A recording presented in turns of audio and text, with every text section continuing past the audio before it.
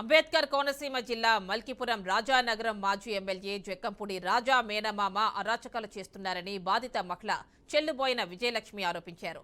1 ఎకరం 70 సెంట్ల భూమిని గతంలో జక్కంపూడి రామ్మోహన్ రావు భార్య జక్కంపూడి విజయలక్ష్మికి కట్న కింద రాసిచ్చారు. అనంతరం విజయలక్ష్మి ఆ భూమిని చెల్లుబోయిన విజయలక్ష్మికి అమ్మి రిజిస్ట్రేషన్ చేశారు.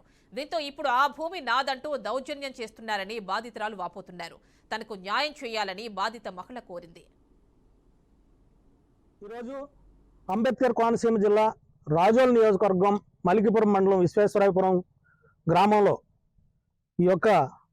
ఈ సైట్ ఉన్నది.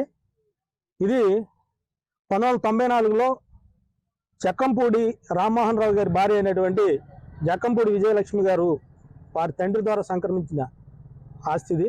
దాన్ని చెల్లుబోయిన వీరరాఘవులు గారు అలాగే చెల్లుబోయిన బాబురావు గారికి 94లో అమ్మడం జరిగింది. ఆ రోజు నుంచి వీరి యొక్క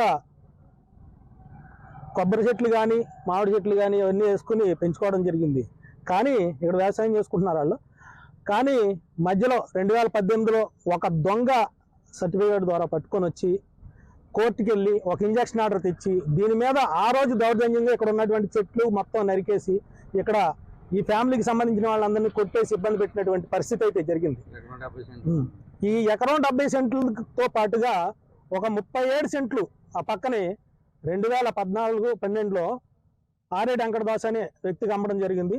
దానికి సరిహద్దుగా కూడా దీన్నే చూపించడం జరిగింది వీరరాఘవులు గారు అని. పెంచుకున్నానండి. ఆయన మొత్తం అన్ని తీయించేశారండి. దౌర్జన్యంగా చేసి తోటి ఎన్ని తెప్పలు పెట్టేస్తున్నారండి. కష్టపడి కొనుక్కున్నామయ్యా.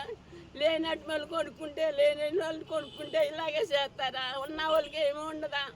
కష్టపడి కొనుక్కున్నా ఎవరిది అన్యాయంగా వేసుకోలేదు కదండి సార్. ఎందుకంటే మమ్మల్ని ఇలా తిప్పలు పెట్టేస్తున్నారు.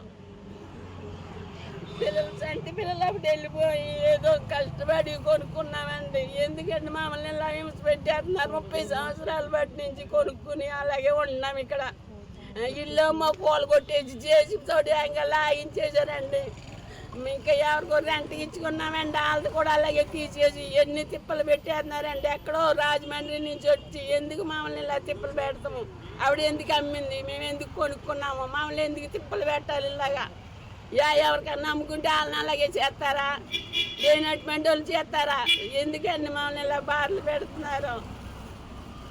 పోనీ మీ దగ్గరే మేము అన్యాయం ఇచ్చుకోలేదు కదా, అన్నీ బాగా ఉన్నాయి కదా, అన్నీ బాగానే ఉన్నాయి కదా, ఎందుకు మమ్మల్ని ఇలా తిప్పలు పెట్టి అన్నారు? అన్యాయంగా మాలాంటి వాళ్ళ దగ్గర తీసుకోవాలా మీరు?